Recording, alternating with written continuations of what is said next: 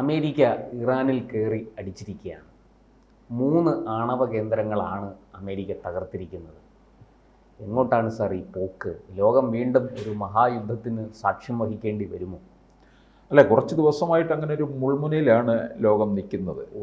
വീണ്ടും നമ്മൾ പശ്ചിമേഷ്യ ഒന്ന്, ഗാസ ആ പ്രശ്നത്തിലൊന്ന് ശാന്തമായി വരികയാണ് ചെയ്തത്. അതിനിടയ്ക്കാണ് കാരണം ഇതിനകത്ത് പ്രധാനമായിട്ടും ഈ ഇസ്രായേലിനുള്ള ഒരു ചില ദേഷ്യം നിൽക്കുന്നുണ്ട് ഇറാനോട്.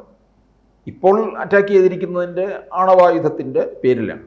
പക്ഷേ മുമ്പ് ഈ ഇറാനാണ് ഈ മറ്റേ ഹമാസിനെയും ഹിസ്ബുള്ളയെയും ഹൂത്തികളെയും ഒക്കെ അണിനിരത്തി ഇസ്രായേലിനോട് നടത്തിക്കൊണ്ടിരുന്നത്. അതുപോലെ തന്നെ ഈ ജൂതന്മാരെ മുഴുവൻ ഭൂമിയിൽ നിന്ന് തുടച്ചു നീക്കണമെന്ന് ഇവർ എല്ലാവരോടും ആഹ്വാനം ചെയ്യുന്നു. പിന്നെ അറബ് രാഷ്ട്രങ്ങളൊക്കെ ഒരുമിക്കണം, ഇസ്രായേലിനെ ഭൂമുഖത്ത് നിന്ന് തന്നെ തുടച്ചു നീക്കണം. അപ്പോൾ ഈ ഇസ്രായേലിന് എന്നും ഒരു ഭീതി പരത്തിക്കൊണ്ട് നിൽക്കുന്ന ഒരു രാഷ്ട്രമായിട്ട് ഇറാൻ മാറുന്നു. അങ്ങനെയുള്ള ഇറാൻ ഈ ആണവായുധത്തിൻ്റെ കാര്യത്തിലേക്ക് പോവുകയാണെങ്കിൽ അത് അതിലും വലിയ ഭീതി പരത്തി, വലിയൊരു ഭീഷണി തന്നെയാണ്. അപ്പോൾ അത് ഇറാനെ സംബന്ധിച്ചിടത്തോളം അവരത് ഉപയോഗിക്കും എന്നുള്ളതും ഉറപ്പാണ്. അതുകൊണ്ടാണ് ഏതാണ്ട് ഒരു 9 മാസങ്ങൾ കൊണ്ട് ഇവരൊരു വലിയ തയ്യാറെടുപ്പ് നടത്തി. 9 മാസം എന്ന് പറയുമ്പോൾ ഓർക്കണം, ഇപ്പം US കയറി ഇടപെട്ടിരിക്കുകയല്ലേ. അതെ. അപ്പോൾ ട്രംപ് തെരഞ്ഞെടുപ്പ് പ്രചാരണ വേളയിലോട്ട് പോലും കടന്നിട്ടില്ല. 9 മാസം എന്ന് പറയുമ്പോൾ ട്രംപ് വന്നത് ഈ അടുത്ത സമയത്തല്ലേ. അതെ, രണ്ടാമതും വന്നത്. അപ്പോൾ അതിനു മുമ്പ് തന്നെ ട്രംപുമായിട്ട് ഈ വർഷം ജനുവരി 25-നാണ് അദ്ദേഹം സ്ഥാനം ഏറ്റെടുത്തത്. അപ്പോൾ ട്രംപുമായിട്ട് നേരത്തെ തന്നെ ചില പിന്നെ ചർച്ചകളും കാര്യങ്ങളും ഒക്കെ അണിയറയിൽ നടക്കും. തെരഞ്ഞെടുപ്പ് പ്രചാരണം നടന്നുകൊണ്ടിരുന്നപ്പോൾ തന്നെ ട്രംപ് പറഞ്ഞത് കേറി അടിക്കടാ.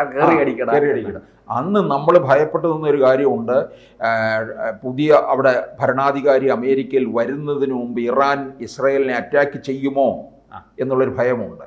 അന്ന് ട്രംപ് പറഞ്ഞുകൊണ്ടിരുന്നത് തന്നെ എന്താണ്? തെരഞ്ഞെടുപ്പ് പ്രചാരണ വേളയിൽ ഇറാനെ ഭീഷണിപ്പെടുത്തി നിർത്തിക്കോണം, അല്ലെന്നുണ്ടെങ്കിൽ ഇതിൻ്റെ ദുരനുഭവം ഉണ്ടാകാൻ പോകുന്നു എന്നുള്ളതാണ്.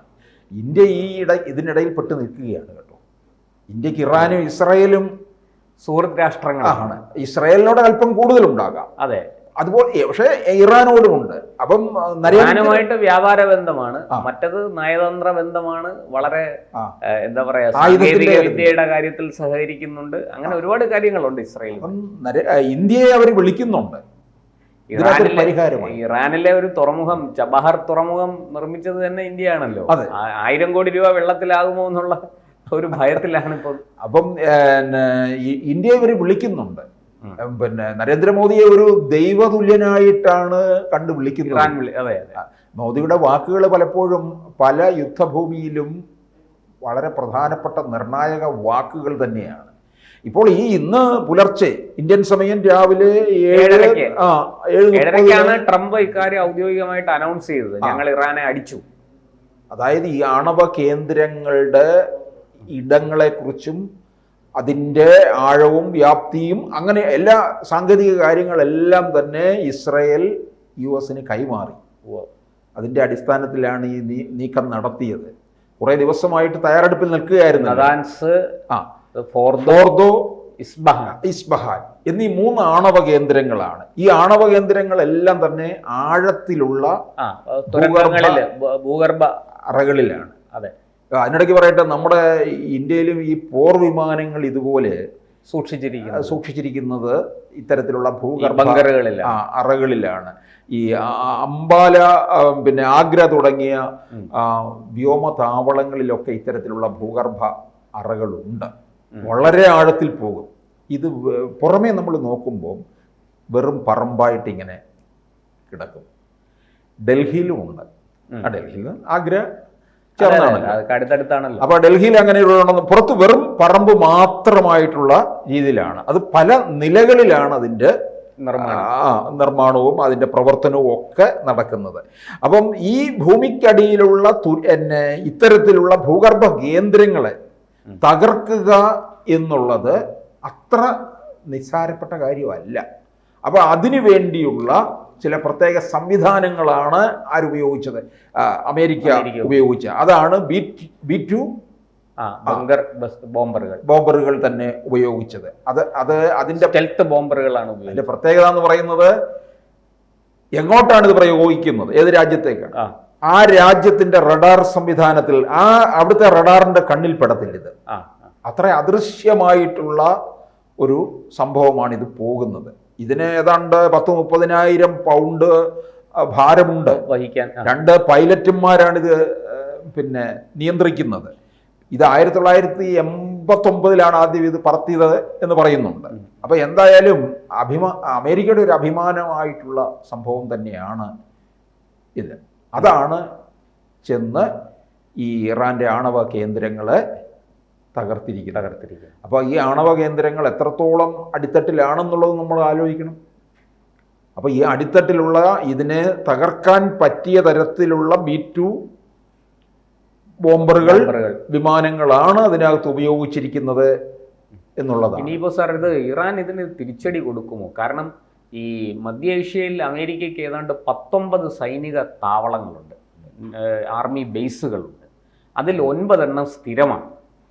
ഉദാഹരണത്തിന് Bahrain, Iraq, Kuwait, Qatar, Syria, UAE, Saudi Arabia തുടങ്ങിയ രാജ്യങ്ങളിലൊക്കെ ഈ അമേരിക്കയുടെ സ്ഥിരമായ സൈനിക താവളങ്ങളുണ്ട്.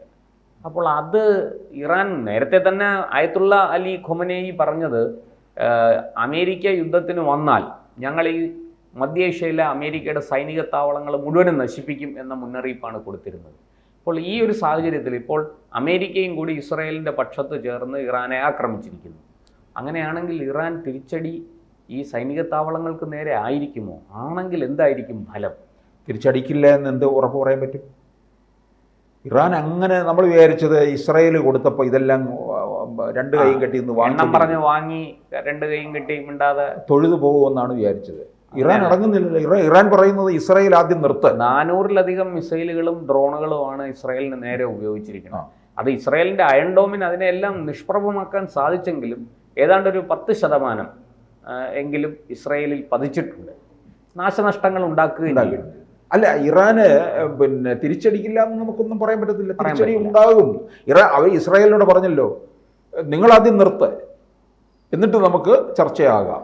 അല്ല, ഇറാന്റെ നീക്കം ഈ അറബ് രാഷ്ട്രങ്ങളെല്ലാം ഒരുമിപ്പിച്ചുകൊണ്ട് അമേരിക്കക്കെതിരെ നീങ്ങാനൊരു ശ്രമം ഇറാൻ നടത്തുമെന്ന് തീർച്ചയാണ്. പക്ഷെ അതിനെല്ലാം ഉപരി ഈ അമേരിക്കയുടെ സൈനിക താവളങ്ങളെ ലക്ഷ്യമിടുക. അങ്ങനെ ലക്ഷ്യമിടുകയാണെങ്കിൽ അതിനെ ആക്രമിച്ചാൽ അതൊരു 4ാം ലോക മഹായുദ്ധത്തിലേക്ക് പോകാനുള്ള സാധ്യത വളരെ കൂടുതലാണ്. ഇപ്പൊ തന്നെ അതിന്റെ വക്കിലാണ് നിൽക്കുന്നത്. അപ്പൊ റഷ്യയും ചൈനയും ഇപ്പോൾ ഇറാനോടൊപ്പം നിൽക്കുമെന്നല്ല, നിന്ന് കഴിഞ്ഞു. അത് US-ന് ഭീഷണി ഉണ്ടാകത്തില്ലേ? അല്ല, കഴിഞ്ഞ ദിവസം പുടിൻ പറഞ്ഞല്ലോ, ഈ ഇറാൻ കുഴപ്പങ്ങൾ കാണിക്കുന്നു എന്ന് അമേരിക്ക പറയുന്നുണ്ടെങ്കിലും അതിനൊന്നും തെളിവുകളില്ല എന്ന് പറഞ്ഞാണ് അദ്ദേഹം അമേരിക്കയുടെ വാദങ്ങളെ നിഷേധിക്കുന്നത്. അതുകൊണ്ട് തന്നെ ഈ പറയുന്നത് പോലെ റഷ്യയും ചൈനയും ഒക്കെ ഇറാൻ്റെ പിന്നിൽ അണിനിരന്നാൽ അത് ഒരു വലിയ ഭീഷണി തന്നെയാണ് ലോകത്തിന്. ഈ US കയറി അടിക്കും എന്നുള്ളത് തന്നെ വലിയ ഭീഷണിയായിരുന്നു. അടിച്ചു കഴിഞ്ഞാൽ സംഭവം വഷളാകുമെന്ന്. അപ്പോൾ US കയറി ഇനിയും അങ്ങോട്ടുണ്ടാകും. അപ്പോൾ ഒരു വലിയ യുദ്ധത്തിൻ്റെ, ഒരു മഹായുദ്ധത്തിൻ്റെ വക്കിലാണ് നമ്മൾ നിൽക്കുന്നത്.